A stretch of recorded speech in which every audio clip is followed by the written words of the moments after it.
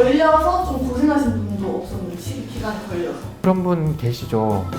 앞에 저요.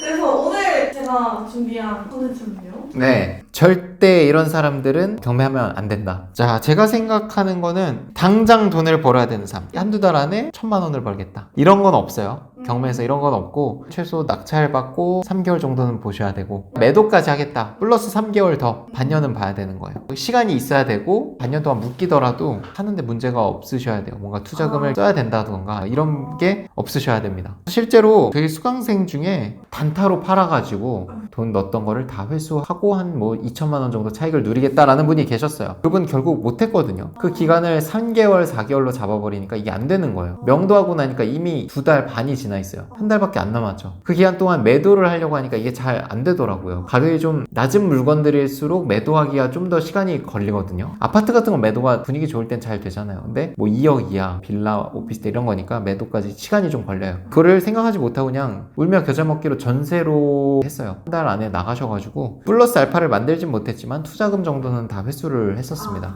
아니 그러면은 와가지고 4, 5개월 안에 네. 한판 해야 되는데 종교강의 끊어요? 라고 하면 뭐라고 하세요? 그러면 저는 이렇게 말씀드려요. 오피스텔이나 다세대 같은 거는 팔지 않고 전세만 놔도 일단 회수가 되고 풀피가 되는 것도 있다. 그런 식으로 해보면 어떠냐. 왜냐면 지금 부동산이 잘 팔리진 않는다. 그 기간엔 힘들다 라고 미리 말씀을 드리고 거기서 동의를 하면 하는 거고, 안 되겠다 하면은 뭐 부동산이 아니라 다른 쪽으로 알아보셔야 될 것 같습니다. 부동산은 장기전입니다. 이런 얘기들을 하죠. 가장 빨리 수익을 만드신 분과 오래 걸리신 분의 그 기간도 얘기해 주시면 좋을 것 같아요. 빨리 받으신 분은 낙찰 받고 2달 안에 임차 세팅까지 했고요. 매도를 하려고 하시는 분들도 결국 다 전세로 해요. 왜냐하면 세금을 내야 되니까. 남는 돈이 크게 차이가 없는 경우가 많았어요. 아파트처럼 전세가랑 매매가랑 이게 갭이 벌어져 있으면 전세 났을 때랑 매도했을 때 그 차이가 큰 거잖아요. 갭이 큰데 오피스텔이나 빌라 받으신 분들은 대부분 전세가나 매매가나 1,000만 원, 2천만 원밖에 차이가 안 나거든요. 그걸 보고 내가 매도를 하겠다라고 하면 1,000만 원, 2천만 원 이 갭만큼을 세금으로 또 내야 돼요. 결국 전세로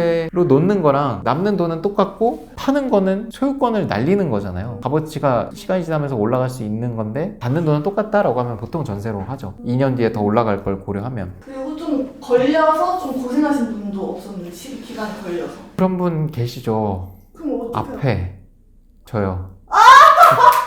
9월 30일 날 낙찰 받았는데 지금 2월 15일이죠. 아직 명도가 안 됐어요. 사연이 있습니다. 근데 괜찮아요. 내가 이 집을 싸게 샀기 때문에 아쉽긴 하지만 기다리고 있습니다. 이 집은 건물 전체로 경매로 나온 거예요. 공동 담보로 모든 세대를 담보로 해서 대출 하나를 일으킨 거예요. 큰 금액으로 15억 뭐 이렇게. 그러면 모든 호실이 낙찰이 되고 낙찰 받으신 분이 돈을 법원에 다 내야 배당 날짜가 나옵니다. 마지막 낸 사람 기준으로 한 달 뒤에. 근데 제가 9월 30일 날 받은 게 1등이었어요. 첫 번째로 받은 거였습니다. 모든 호실 중에. 그러고 한 달 뒤에 다시 낙찰이 안 된 것들이 진행이 되고 날짜 변경 뭐 이게 겹치면서 2달이 지났어요. 그럼 낙찰이 다 됐어요. 모든 호실이. 근데 그렇다고 배당기일이 잡히는 건 아니거든요. 낙찰이 다 되고 잔금 납부가 돼야 그로부터 한 달 뒤에 배당기일이 잡히는 거거든요. 잔금 납부 기한까지 이 사람들이 돈을 안 낸 거예요. 그래서 다시 경매로 나와요. 또 한 달 뒤로 날짜가 다시 잡히거든요.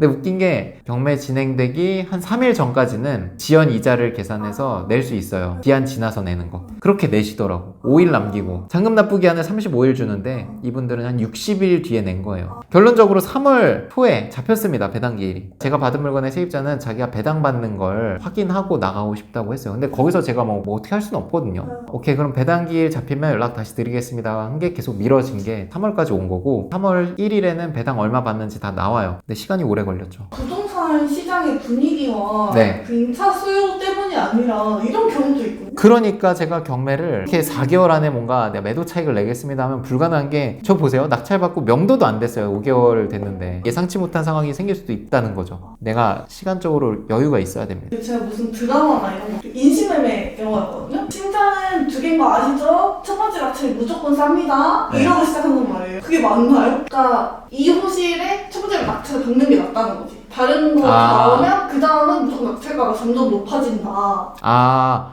그럴 순 있는데 제가 제일 높게 낙찰됐는데 제가 1억 2천을 받았는데 이것도 되게 싸게 받은 거예요. 시세는 1억 6천 정도 되는데 근데 이제 제가 광고한 거는 빨간 글씨들이 많았거든요. 그게 많을수록 싸게 받을 여지가 생겨요. 왜냐면 다른 분들 부담스러우니까. 그러니까 문제 없다는 걸 알고 있었으니까 그냥 시세 조사해서 싸게 받은 건데 다른 분들은 그 문제되는 요소까지 생각을 해서 더 싸게 들어왔거든요. 1억 6천짜리를 막 9,500, 8,800 이렇게 받아갔어요. 저 빼고 다. 제가 손해는 아니지만 근데 이제 말씀 주신 건 제가 만약에 1억 2천 받았으면 나머지는 1억 3천, 4천 이렇게 간다는 거잖아요. 이 물건은 오히려 반대였어요. 근데 그럴 수는 있어요. 여기 입찰한 사람들은 다 제 가격은 봤을 거예요. 제 사례가 특별한 거고 그런 게 요즘 많이 나오잖아요. 인천의 깡통전세에서 건물이 통으로 구매로 나오는 게 다 뜨잖아요. 그 건물 몇 호는 얼마, 몇 호는 얼마, 몇 명 입찰 그거를 보고 더 낮게 쓰려고 하는 건 사실 욕심이죠. 왜냐면 이 사람들이 조사한 걸 바탕으로 이 사람들이 이 가격을 쓴 건데 낙찰 이미 된 가격은 보장이 됐다고 생각을 하죠. 수준에 비슷하게 입찰하거나 좀 더 높이 쓴다거나 이렇게 생각을 많이 하긴 하죠. 또 혹시 구매를 하면 안 되는 상황이 있을까요? 수입이 없으면 좀 힘들지 않나 생각은 합니다. 대출 이자가 있고 요즘 금리가 높잖아요. 버틸 수 있어야 되거든요. 내 소득이나 그동안 모아놓은 돈이 있거나 수입이 없거나 모아둔 돈이 없어버리고 투자금이 다 그냥 들어간다던가 이러면 버티기가 상당히 힘들거든요. 한 달에 얼마 정도를 내가 유동적으로 쓸 수 있는지를 계산을 해서 그 안에서 대출을 최대로 일으켰을 때 대출 이자가 그 안에서 일어나야겠죠. 이게 초과되면 적자가 매달 날 테니까 저처럼 이런 5달 기다려야 되고 이런 상황이 닥쳤을 때 너무 힘들거든요. 보증금으로 내고 1,000만 원 이상은 남아야 되는 것 같아요. 취득세 그리고 대출을 뭐 70% 받는다라고 했을 때 보증금은 10%니까 여전히 20%를 더 내야 되잖아요. 투자금이 3천만 원 이하이신 분들은 그냥 공부 더 하라고 제가 말씀을 드려요. 3천만 원을 다 때려 넣어야 되기 때문에 문제가 생겼을 때 버티림이 없습니다.